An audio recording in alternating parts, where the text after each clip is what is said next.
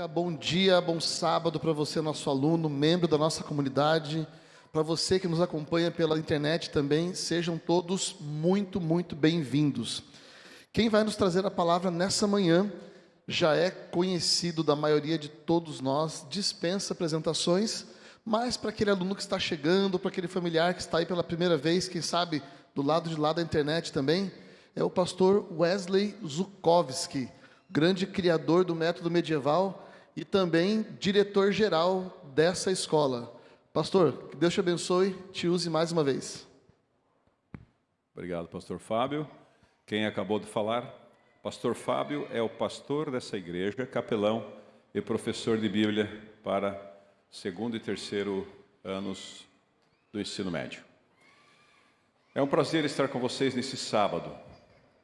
Esse é o nosso primeiro sábado com a grande maioria dos alunos. Bem poucos ainda não chegaram. Ontem eu já observava o nosso auditório já quase enche o anfiteatro. Esse anfiteatro tem capacidade para 830 pessoas nos bancos que estão aí. Nosso internato, este ano, tem 500 alunos. Se continuar assim, em breve vamos ter que ampliar este auditório ou construir uma nova igreja. Nós ficamos muito felizes, não é pelo número, mas eu fico muito feliz pela qualidade que eu vejo. O perfil dos alunos que nós temos recebido nos últimos anos do IAESC. Alunos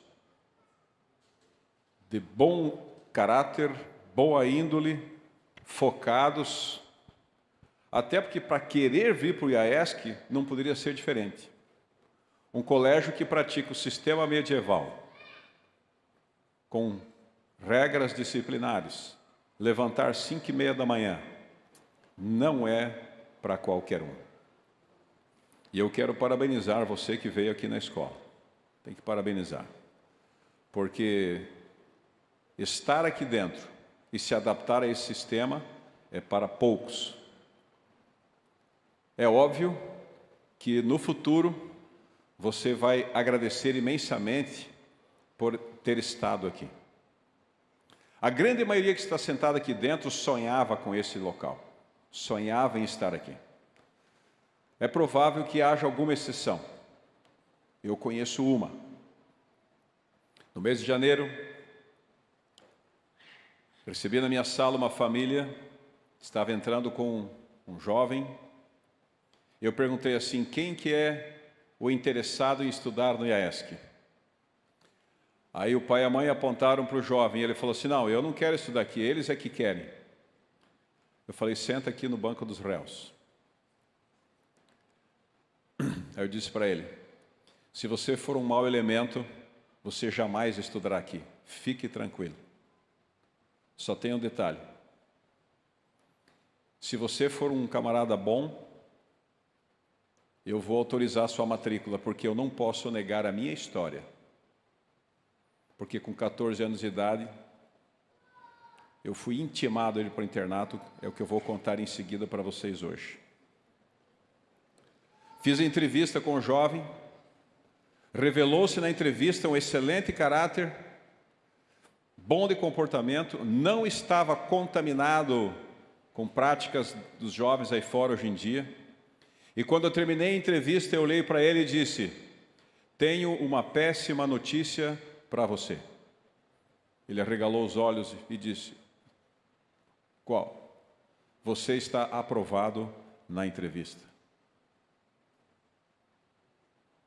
Os pais deram os parabéns para ele deve estar aí no meio de vocês. Por que eu tenho essa prática? Nós do IESC temos essa prática. Nós não aceitamos alunos contrariados aqui dentro, exceto se for muito bom. E nós aceitamos. Porque eu não posso negar a minha própria história. Vou pedir para abrir o PowerPoint. Se alguém... tem um passador aqui. Vou contar para vocês uma das histórias mais tristes da minha vida. Uma história de 2 meses de sofrimento e abandono.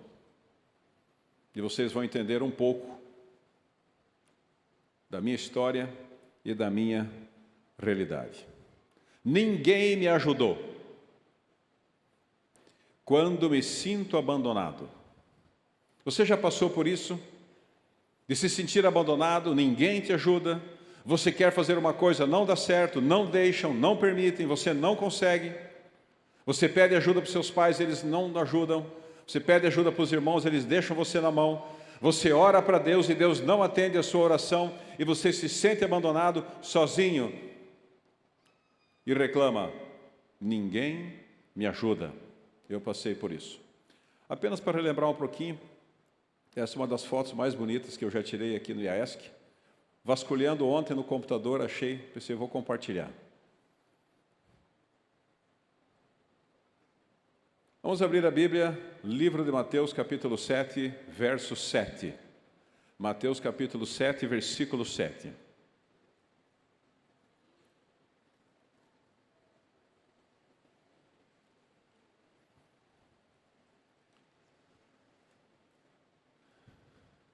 Quem já encontrou, diga amém. Quem não achou ainda, diga misericórdia. 30 segundos para o grupo da misericórdia. 15, 8, 7, 6, 5, 4, 3, 2, 1. Diz a Bíblia: pedi e dar-se-vos-á. Buscai e achareis. Batei e abrir-se-vos-á. Pois todo o que pede, recebe. O que busca, encontra. E o que bate, abrir-se-lhe-á. Pois qual dentre vós é o pai, cujo filho lhe pedir pão, lhe dará uma pedra? Ou qual é o pai, cujo filho lhe pedir um peixe, lhe dará uma cobra? Ora, vós que sois maus, sabeis dar boas dádivas aos vossos filhos, quanto mais vosso Pai Celeste dará boas coisas àqueles que pedirem. Queridos, essa promessa ela está na Bíblia: pedi e dar-se-vos-á. E eu acreditei nisso por muito tempo. Mas naquele tempo eu não compreendia todo o texto.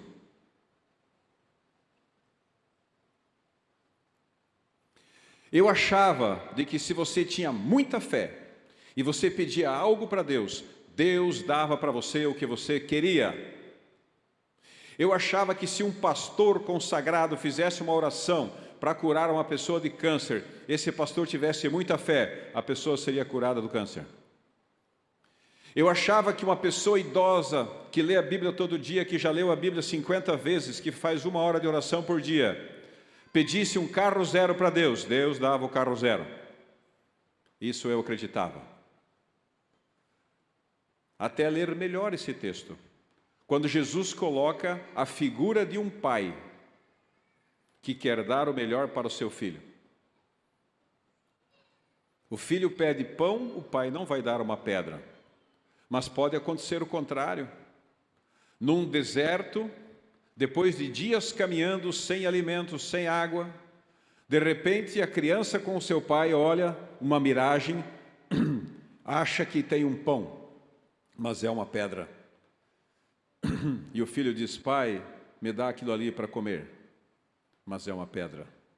O pai vai dar uma pedra para o filho comer uma vez que o filho pediu? Não, porque o pai quer o melhor para o seu filho. Um pai com seu filho está fazendo um treinamento de sobrevivência na selva amazônica, já estão 1 semana caminhando sem ter nada para comer e de repente uma coisa se mexe debaixo de alguns arbustos. E o filho fala para o pai assim: pai, pega para mim comer, para eu comer. É uma cobra. O pai vai dar a cobra para o filho comer? Não, porque o pai sempre vai dar o melhor para o filho, mesmo que o filho peça algo, o pai sabe o que é o melhor. Quando Jesus Cristo colocou a figura do pai, ele queria que nós compreendêssemos que nós podemos pedir o que quisermos e devemos fazê-lo. Tudo que você sonha, tudo que você gostaria de ter, peça para Deus. Mas nunca se esqueça de que Deus, como um pai, Ele vai lhe conceder se aquilo for o melhor para você. E nem sempre aquilo que você quer é o melhor para você. Sabe por quê? Porque nós às vezes temos miragens, porque nós vemos as coisas de forma distorcida, porque nós não conhecemos o futuro e não sabemos tudo e nos iludimos com migalhas que às vezes Satanás coloca na nossa frente aqui nessa terra. Esse jovenzinho é que tem uma história triste para contar. Eu tinha 10 anos de idade nessa foto. Vocês viram como eu era bonito? Queridos, aproveitem a sua idade, que depois você fica feio e nunca mais. Quando eu tinha 10 anos de idade, eu ganhei uma Monaretta Dobramatic. Era um dos sonhos da minha vida, ter uma bicicleta. Até essa idade eu me contentava em construir carrinhos de roda e depois carrinhos de rolamento. Eu incrementava meus carrinhos tinham direção, tinham freio, mas eu queria ter uma bicicleta. Até que aos 10 anos, meus pais me presentearam com uma Monaretta Dobramatic, exatamente dessa cor, desse formato. E uma para o meu irmão. A dele era lilás, a minha era azul, minha cor preferida. Sou apaixonado por essa cor até hoje. Até o meu primeiro carro que eu tive era dessa cor também. Era um TL Corcel. Você se conhece TL Corcel? É um TL da Volkswagen, cor do céu, azul, cor do céu. TL Corcel. Esse sonho esteve nas minhas mãos durante 2 anos. Eu colocava pedras, colocava uma tábua numa ponta, na outra tábua no chão, a outra ponta no chão. E eu fazia rampas porque o meu sonho era voar de bicicleta. Então eu pegava a bicicleta com velocidade, subia na tábua que eu colocava no chão e numa ponta a pedra, voava com a bicicleta. Quantos raios eu quebrei fazendo isso? Toda semana tinha que consertar raios da bicicleta, porque eu estava utilizando a bicicleta de uma forma errada.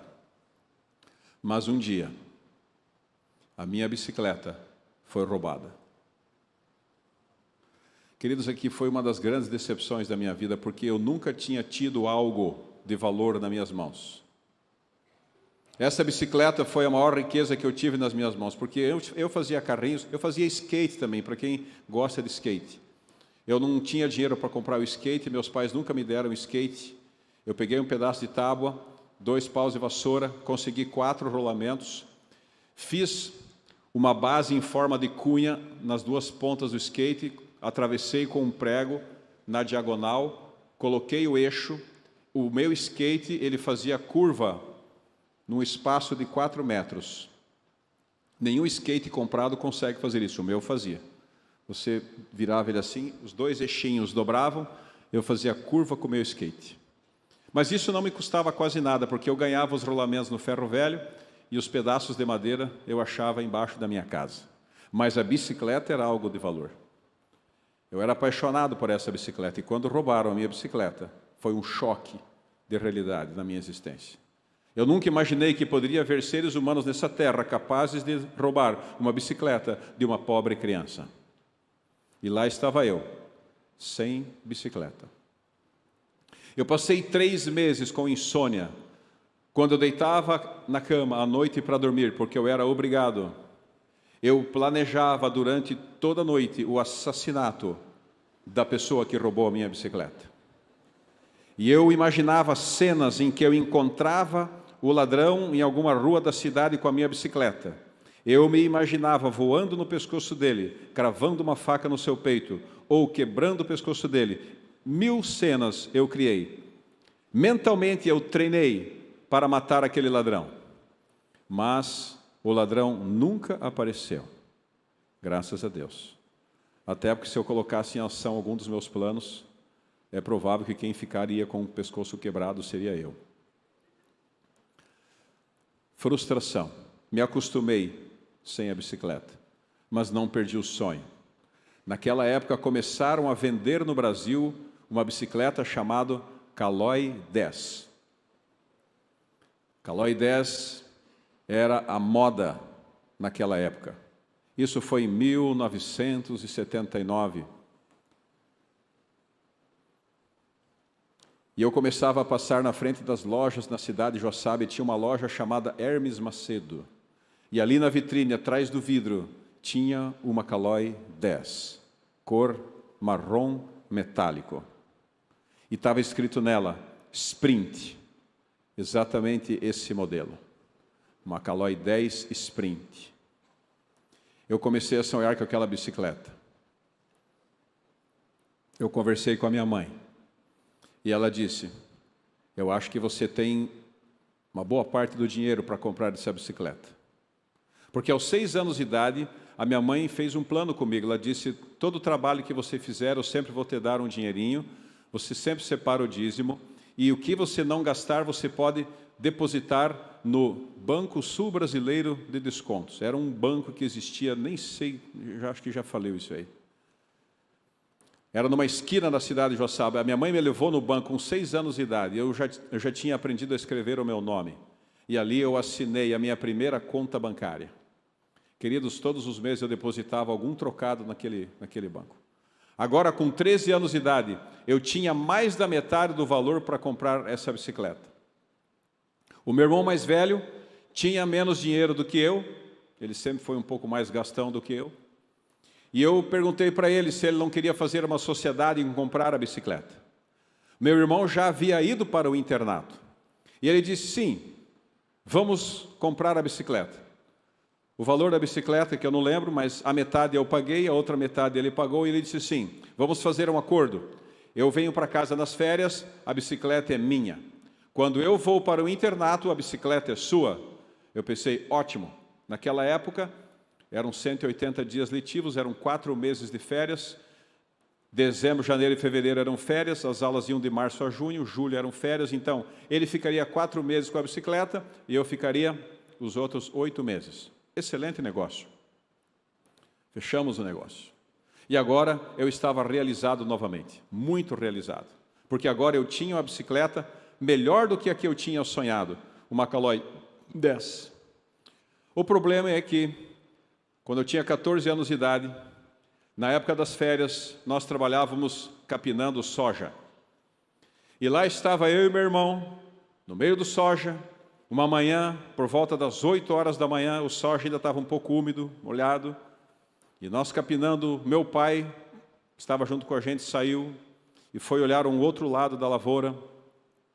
E enquanto estávamos ali, o meu irmão era sempre mais forte que eu, até hoje ele é mais forte que eu. Meu irmão, não sei de onde ele tira aquela energia, né? Quando a gente vai lá no Catre, ali na praia de Palmas, o governador Celso Ramos tem uma ilha a 800 metros. Se eu nado na ilha e volto uma vez por dia, já me sinto ótimo. O meu irmão vai 4 vezes por dia naquela ilha. Eu fico assim admirado com a força dele. Não sei de onde que ele tem essa força toda que eu não tenho. E na enxada era a mesma coisa. Então o meu irmão capinava mais rápido que eu e eu ficava para trás. E ele uma hora virou para mim e falou assim, ei, vagabundo, você é fraco mesmo. Ofendeu o meu orgulho. Me senti um lixo. Fiquei com raiva. Peguei a enxada, saí do meio do soja e fui lá numa estradinha que tinha perto. Sentei em cima do cabo da enxada. Colocava a enxada no chão assim, sentei em cima porque eu não queria sentar na terra. E ali fiquei, pensando comigo, que injustiça. Eu me esforço, faço o meu máximo e meu irmão me chama de vagabundo. Daqui a pouco meu pai vem se aproximando, olha para mim e diz assim, o que aconteceu? Eu disse, eu não vou mais trabalhar na roça, nunca mais. Ele falou, por quê? Eu falei, porque esse meu irmão vagabundo que fica o ano inteiro no colégio, dando prejuízo para vocês, sem fazer nada, e eu fico trabalhando o ano inteiro aqui, e agora ele vem aqui e me chama de vagabundo, eu não trabalho mais na roça. Eu fico admirado da atitude do meu pai. O Espírito Santo, aquele dia, usou meu pai de uma forma poderosa. Porque se eu fosse meu pai, naquela hora eu diria assim, vai para o trecho, vagabundo, vai trabalhar. Mas o meu pai não fez isso. Meu pai parou, ele era de poucas palavras, mas o que ele falava, amigo, era sério. Ele chamou assim, o Dolci, meu irmão olhou para ele, estava a uma distância, vem aqui. Eu pensei, ixi, vai dar problema. Quando meu irmão chegou perto, ele falou assim, eu pensei que ele ia xingar meu irmão. Ele não xingou meu irmão. Ele falou assim, vamos para casa, vocês vão tomar banho, nós vamos descer para a cidade. Pensei, mudança de planos, 8h30 da manhã, todo trecho para capinar. Ninguém falava nada. Eu sabia que a situação era feia. O meu irmão também. Caminhamos ali os 2 quilômetros até chegar na casa da fazenda. Cada um tomou banho, colocou a roupa de cidade. Naquele tempo a gente só tinha uma roupa de cidade e de igreja, era a mesma. Era uma calça social, um sapato, uma camisa social de manga curta. Era roupa de cidade e roupa de igreja. Quando a gente ia na cidade, colocava aquela. Quando ia na igreja, colocava aquela. Lá estava meu irmão agora com roupa de cidade. Meu irmão, o meu pai, que é esse homem aqui. Aí você olha para ele e pensa assim, descolado o pai do pastor Wesley. Não se iluda. Essa foto aqui é uma foto totalmente atípica e não faz parte do perfil do meu pai. Meu pai nunca foi de usar Ray-Ban e meu pai nunca teve moto. Mas na casa de um tio meu colocaram ele em cima de uma moto, colocaram o Ray-Ban para fazer a foto. Entrou para a história. Meu pai era um homem pacato, calado, de poucas palavras, homem simples e humilde. E esse homem tinha, porém, um caráter e uma determinação invejável. Quando ele nos intimou para ir para a cidade, entramos no Corcel do meu pai. Esse era o carro do meu pai na época. Corcel 1, da Ford, motor 1.4. 4 marchas, câmbio curto. Quando se andava 80 por hora, parecia que o motor ia saltar fora. Naquele tempo também não existia asfalto. Asfalto eu fui conhecer bem depois. Entramos nesse Corcel e fomos em direção à cidade. Minha mãe tinha uma lojinha de material dentário no centro da cidade. Meu pai estacionou o Corcel em frente à lojinha de material dentário e disse assim, esperem aí. E eu fiquei sentado no banco de trás, meu irmão no banco da frente, em silêncio. Ninguém dizia uma palavra. Eu sabia que alguma coisa dramática iria acontecer. E foi o que aconteceu. Em 30 minutos, meu pai veio até o carro e disse, Wesley, vem aqui. Eu saí do carro. Eu pensei, o problema vai ser comigo. O meu irmão que provocou e eu que vou levar na cabeça, como sempre. Na minha casa eu sempre achava que era assim. Eu que apanhava. Bom, vai ser de novo eu apanhando.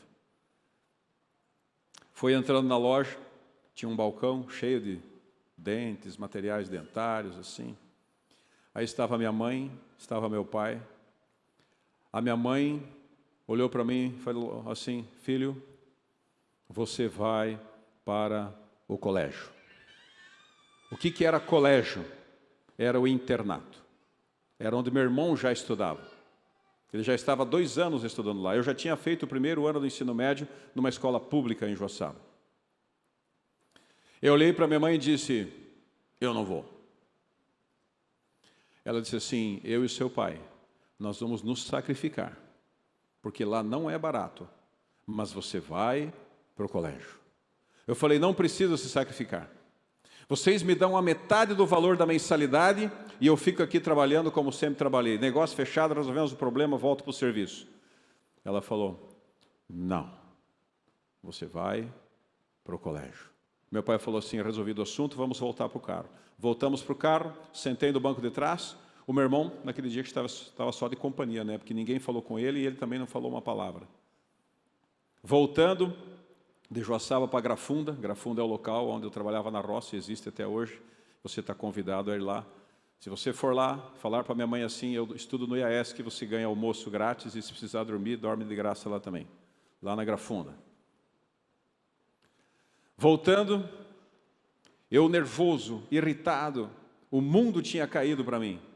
Eu detestava o colégio, porque o meu irmão, depois que foi para o colégio, quando ele voltava, e a gente ia na igreja no sábado, no final do culto, lá fora, 50 pessoas ficavam em roda do meu irmão, e todo mundo ficava ouvindo o que ele tinha para contar, e ninguém dava atenção para mim. Então eu passei a odiar o colégio, pensei, o colégio é um lugar de pessoas arrogantes, e ninguém dá atenção para mim. Eu não quero ir para o colégio, eu quero ser humilde para sempre. E eu naquele sentimento, naquela raiva, daqui a pouco eu falo alto assim: eu não vou para o colégio. Aí meu pai olhou pelo espelho, meu pai tinha olhos azuis. Eu vi aquele espelho interno, os olhos do meu pai. Ele olhou para mim e disse: você vai para o colégio. Fiquei quieto. Mais um pouco eu me descontrolei, não consegui conter meus pensamentos e novamente eu deixei a expressão do meu cérebro sair boca fora. Eu disse: eu não vou para o colégio. Novamente meu pai olhou pelo espelho para mim e disse: você vai para o colégio. Eu não podia acreditar. Eu, um homem de 14 anos de idade, não era capaz de fazer o que eu queria. Isso era o fim do mundo. Finalmente, pela terceira vez, eu falei assim: eu não vou para o colégio, coisa nenhuma. Meu pai parou o corcel dele do lado de um barranco.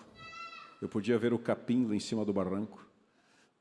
Ele virou para trás, apontou o dedo do meu nariz e disse: você vai para o colégio. Eu disse: tá bom, eu vou para o colégio. E foi assim, queridos, que dias depois, terminado ali o mês de fevereiro, arrumei a minha malinha, era uma mala pequena, com todas as minhas roupas, todas cabiam ali dentro. Eu tinha um par de sapatos de cidade e de igreja, uma roupa para esporte, e algumas roupas para uso, um pijama, uma toalha, um sabonete Lux de luxo. Naquele tempo, o sabonete Lux de luxo, ele era multiuso. A gente usava ele como shampoo, para tomar banho e para escovar os dentes. A gente passava a escova no sabonete, escovava os dentes. Eu lembro assim, o dente ficava bem lisinho, ficava lisinho o dente assim, tá? Porque a gente não tinha pasta de dente, não tinha shampoo, então usava o sabonete Lux de luxo. O meu irmão depois descobriu que sabão de coco era mais barato que sabonete e era melhor para o cabelo. Aí a gente começou a lavar o cabelo com sabão de coco. E assim estava ali a minha malinha pronta para ir para o internato. Uma outra bolsa onde tinha um cobertor, um lençol e um travesseiro. E o violino já me acompanhava naquela época. Me levaram para a rodoviária de Joaçaba, embarquei no ônibus Reunidas até Curitiba, junto com meu irmão. Em Curitiba pegamos o ônibus da Garcia, foi até Maringá. E lá, queridos, no mês de março, aí está meu pai e minha mãe, para vocês saberem as feras. Vocês saberem quem era meu pai e minha mãe. Meu pai já faleceu, minha mãe hoje tem 83 anos. Lá no mês de março de 1981, para fazer o segundo ano do ensino médio, eu cheguei no Instituto Adventista Paranaense. Do jeito que você está vendo aí. Tudo era plantação de soja. Não tinha asfalto. Era uma terra vermelha. Qualquer roupa branca que você tivesse ficava vermelho, marrom. Coisa fantástica. E ali eu cheguei. Esse era o dormitório masculino. Eu pensei, meu pai e minha mãe me abandonaram. Mas aqui o meu irmão vai me ajudar. Chegamos na preceptoria, me lembro o nome do preceptor, pastor Cláudio Barroso. Entramos na preceptoria, meu irmão falou assim, esse aqui é meu irmão mais novo, vê um quarto para ele. Ele falou assim, não, eu vou separar um quarto junto com você. Meu irmão falou, não vou ficar com ele, coloca nele num outro quarto. Meu pai e minha mãe já me abandonaram, já me expulsaram de casa, mandaram para o internato, e agora o meu irmão não queria morar comigo. E eu não tinha nenhum amigo naquela escola. E eu fui parar num quarto que eu não conhecia ninguém. Naquele tempo o IAP tinha superlotado, eram quartinhos bem pequenininhos, não era quarto com banheiro, o banheiro era lá no final do corredor. Quarto apertadinho, um beliche de cada lado, um guarda-roupa e uma cama no chão. E foi ali que eu comecei a minha vida de internato, em 1981. Queridos, eu comecei a planejar o que eu faria para ir embora dali. Eu pensei, meu pai e minha mãe me abandonaram, meu irmão me abandonou, mas Deus não me abandonou. Então eu comecei a orar. Meu Deus, me ajuda a sair daqui. Isso aqui é horrível. Quando eu cheguei no IAP, No momento da hora do recreio, eu olhei assim, 400 jovens, 200 rapazes, 200 meninas, as meninas mais bonitas que eu já tinha visto na minha vida. A menina mais bonita da minha igreja era mais feia que a menina mais feia do colégio, para você ter uma ideia. Meninas lindas, eu nunca tinha visto. E eu achava que todas estavam olhando para mim para ver o que eu ia fazer. Ilusão minha. Ninguém olhava para mim. Mas eu achava que olhava. Para piorar a situação, na sexta-feira, na hora do pôr do sol, o pôr do sol era feito dentro do refeitório, exatamente às 6 horas da tarde. A gente levava a Bíblia e o inário para cantar e para ler um texto da Bíblia. E eu coloquei a minha roupa de cidade, calça social, camisa social de manga curta e um sapato novo que minha mãe tinha comprado para mim. Um sapato de sola de couro. Até então eu só usava quichute, né? Ou sapato passo doble, era um sapato de sola de borracha. Mas ali eu tinha um sapato novo de sola de couro. Você não sabe o que é isso, você vai entender o que é isso. Quando eu cheguei na porta do dormitório, 5 para 6, porque a pontualidade esteve em mim desde o nascimento, só para você saber. Eu nasci exatamente no dia 21 de setembro, o dia que era para ser o meu aniversário. Eu não cheguei atrasado, cheguei pontualmente.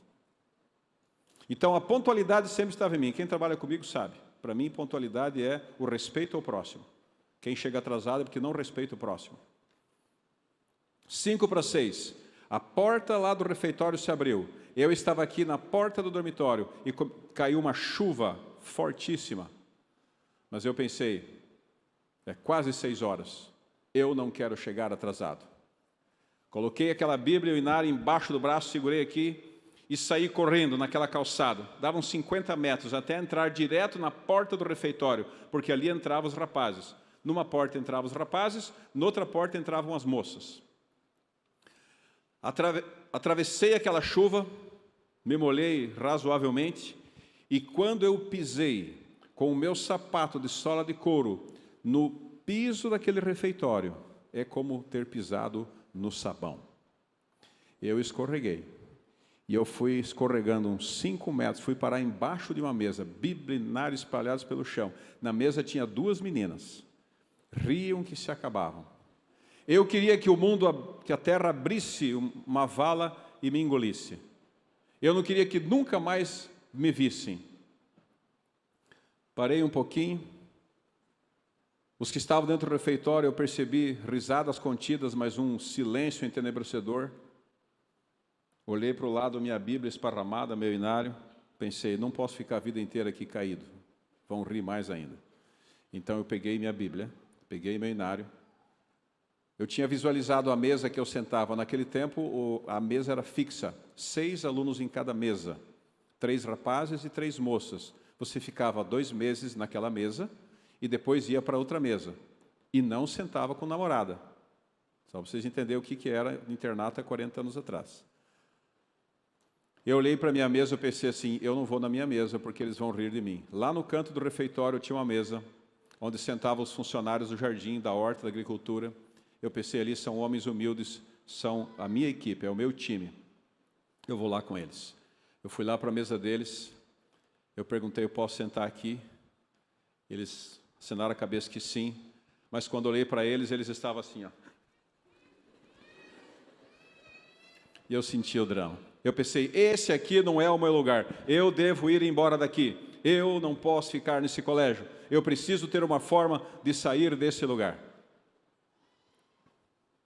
Para piorar a situação, uma determinada tarde, eu havia capinado um pedaço de capim lá, estava todo sujo, eu cheguei para o quarto, ao invés de eu ir tomar banho logo, dei uma deitada na cama assim com os pés para fora, de repente dá o sinal.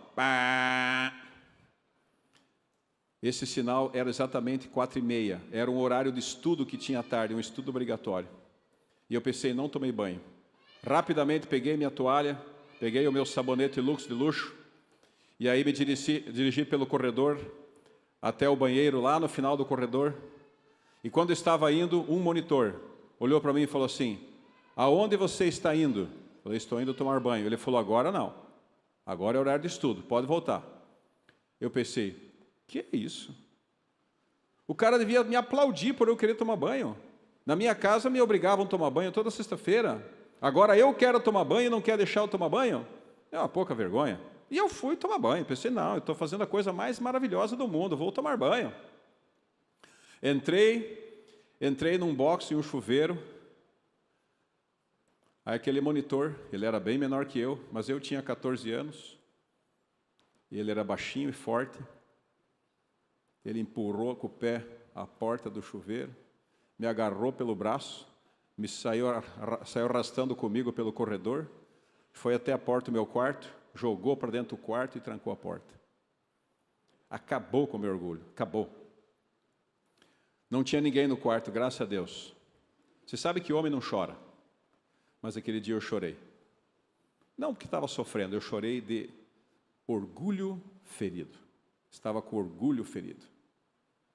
Eu não estava entendendo, uma crise existencial. Eu ia fazer uma coisa maravilhosa, boa, tomar banho, que não era o meu forte naquela época. E o camarada me faz isso comigo? Onde está a justiça nesse planeta?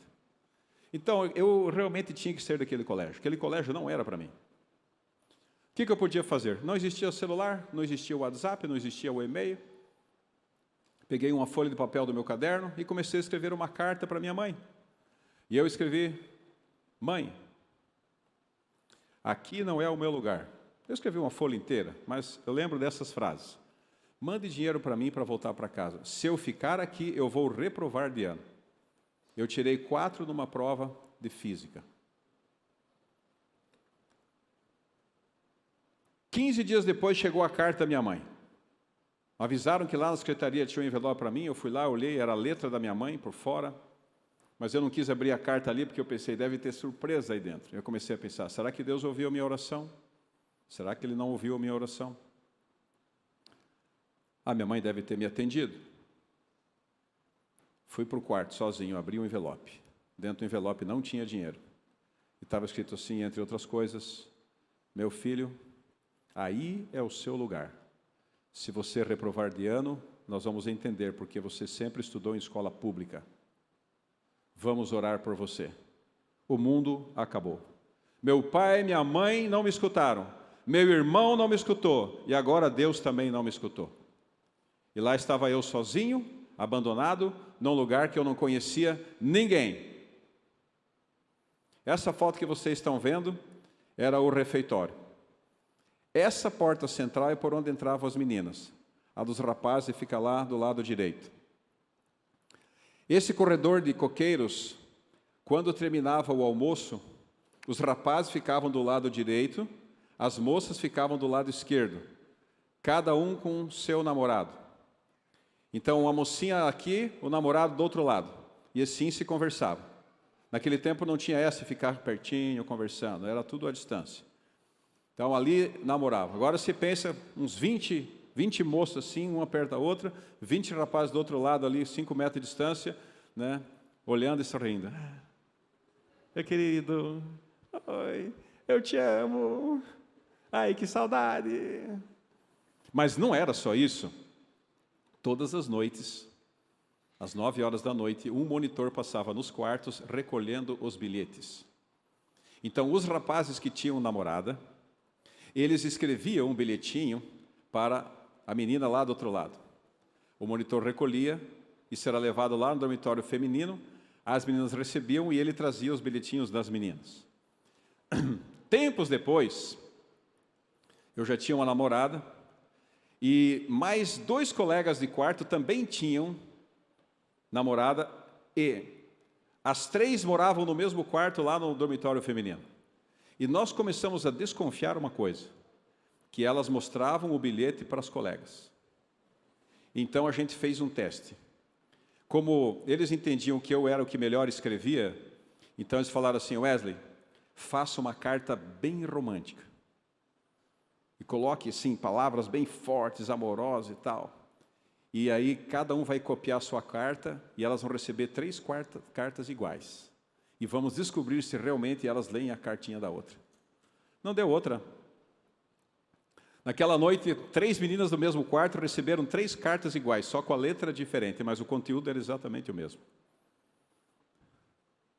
Na manhã seguinte, quando nós estávamos dentro do refeitório, ficávamos olhando para a porta para quando as 3 entrassem e imaginar o que se passava na cabeça delas. Elas não conseguiam disfarçar muito, mas quando as 3 entraram no refeitório, ficou nítido que elas tinham lido a carta das colegas. E aí a gente descobriu a malandragem delas. Coisas de 40 anos atrás. Hoje ninguém mais escreve coisa nenhuma. Hoje tem aluno que nem escrever sabe, né? Queridos, passou-se o tempo. 2 meses de sofrimento. Nesses 2 meses, tinha uma professora de biologia que não era parecida com a minha mãe, só a cor do cabelo era igual, mas ela era diferente. Mas eu olhava para ela e lembrava da minha mãe.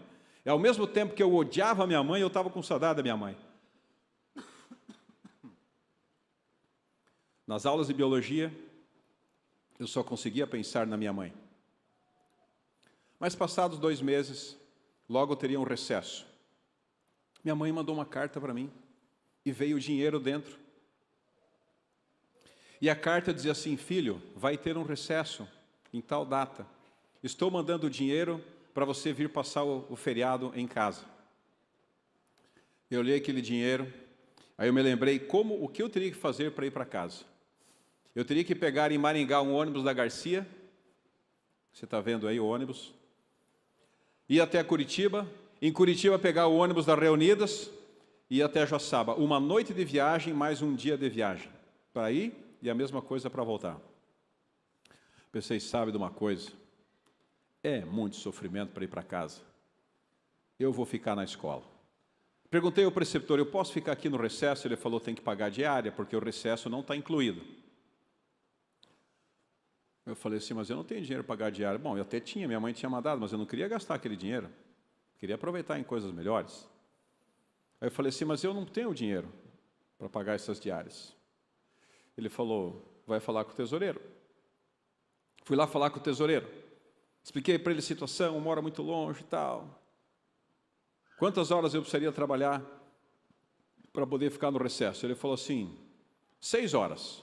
Você vai trabalhar na agricultura, você já tem experiência mesmo. 6 horas por dia você pode ficar no recesso. Pensei, excelente, na minha casa eu trabalho 9, aqui eu trabalho 6, muito melhor. Fiquei o recesso em casa. Queridos, durante meus 6 anos de internato, eu nunca fui um recesso para casa. Ia nas férias, porque trabalhava na roça com meu pai, depois eu comecei a comportagem. Mas decidi não ir para casa. O que foi que aconteceu comigo? Qual foi essa realidade? O que tinha acontecido na mente desse menino de 14 anos de idade, que não queria ir para o colégio, que fez de tudo para ir embora, chantagem emocional, mas não foi embora? O processo de adaptação. O processo de adaptação, ele envolve várias coisas. Ele envolve conhecer os colegas, envolve seguir as regras, envolve seguir os horários. Queridos, no começo eu não conseguia acordar às 5h30 da manhã. Eu era acostumado sempre a acordar às 6h30. Não foi fácil, foi difícil. Mudança de cultura. Para vocês terem uma ideia, quando eu cheguei no colégio, a primeira refeição, eu sentei à mesa, olhei um prato, um garfo e uma faca. Aí eu fiquei assustado. Eu não sabia comer com garfo, eu comia com colher em casa. Eu olhei para o rapaz em frente e falei assim, onde é que está a colher?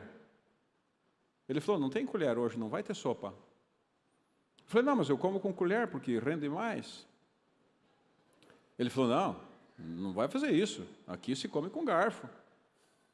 Pensei, nossa, mais uma que eu vou ter que aprender aqui, já não basta o meu sofrimento nesse colégio aqui. A comida era trazida por umas meninas que colocavam, tinha uma cumbuca de arroz, outra de feijão, uma de salada, um dia tinha ovo frito, outro dia tinha polenta, outro dia tinha molho de pimentão, na sexta-feira tinha macarrão, né? Parece que o macarrão continua até hoje, né? Domingo tinha pizza, mas feijão, arroz e salada era o básico de todo dia. Sempre tinha 4 tipos de alimento. Aí eu coloquei arroz, feijão no meu prato, alface. E aí eu pensei, como é que eu vou comer com esse garfo? Peguei o garfo assim, como eu era acostumado, sistema pedreiro. e enchia o garfo. Aí o rapaz falou assim, não faz isso, não é assim que pega o garfo. Eu falei, assim que dá mais firmeza. Ele falou, não, o garfo se pega assim. Ele me explicou, segura o garfo assim. Bom, segurei o garfo nessa posição, eu imaginando que tinha 200 meninas bonitas olhando para mim, e enchi aquele garfo de arroz e feijão, e ali, com 14 anos de idade, queridos, eu fui diagnosticado com mal de Parkinson.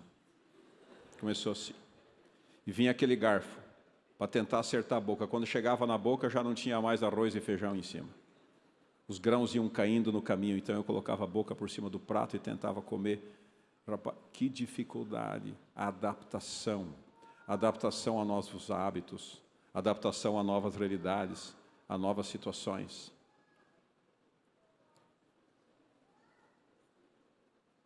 Seis anos eu estudei no internato, e eu falo para você, foi o período mais feliz da minha vida. Eu sou feliz hoje, mas hoje eu carrego muitas responsabilidades, assim será com vocês. Naquela época eu tinha que cuidar apenas de mim mesmo. Eu não precisava me preocupar com trabalho, com família, com filhos, com coisas. Foi o período mais feliz da minha vida. Eu passei nos melhores lugares da minha vida. Era um colégio simples, a gente jogava bola num poeirão, não tinha quadra, era uma terra vermelha para jogar bola. Naquele tempo ainda não tinha piscina. E a gente era feliz, muito feliz. A gente guarda memórias até hoje. Eu não sei se você está sentado nesse banco hoje aqui, de repente está passando por uma situação parecida com a minha. Veio de um lugar distante, encontrou uma realidade diferente, tem muitos desafios, tem coisas diferentes. De repente você pensa assim, eu não vou conseguir viver aqui. Eu quero dizer para você que se você veio para cá, Deus tem um plano para você. Assim como teve comigo. Deus não atendeu a minha oração, porque Deus sabia que eu precisava e que a oportunidade que eu tinha lá faria toda a diferença na minha existência. Confia em Deus. Deus não permitiu que você viesse para cá por acaso. Você pode até pensar assim, mas é porque eu sonhava com isso, eu sonhava com o esporte, sonhava com o coral, sonhava com a orquestra. Seja lá qual foi o motivo por que trouxe você aqui, Deus tem um propósito. E esse propósito é com o objetivo de você se desenvolver, se aproximar mais de Deus, desenvolver as suas habilidades. Queridos, não existe melhor projeto para a fase da adolescência do que o internato adventista. Que bom que você está aqui. Triste, feliz ou sofrendo, eu digo para você, parabéns, seja bem-vindo. Eu tive a minha história e você terá a sua. Talvez aqui esteja sentado o futuro diretor do IAESC. E um dia vai vir aqui à frente e vai contar a história parecida com a minha. Talvez aqui esteja sentado uma professora, uma coordenadora, uma preceptora. Entregue sua vida na mão de Deus. Deus vai preparar você. E talvez esteja sentado aqui futuros missionários, futuros médicos, pessoas que vão fazer a diferença no mundo afora. Simplesmente faça o seu melhor cada dia e não se preocupe com o dia de amanhã. O segredo do sucesso está em você estar perto de Deus.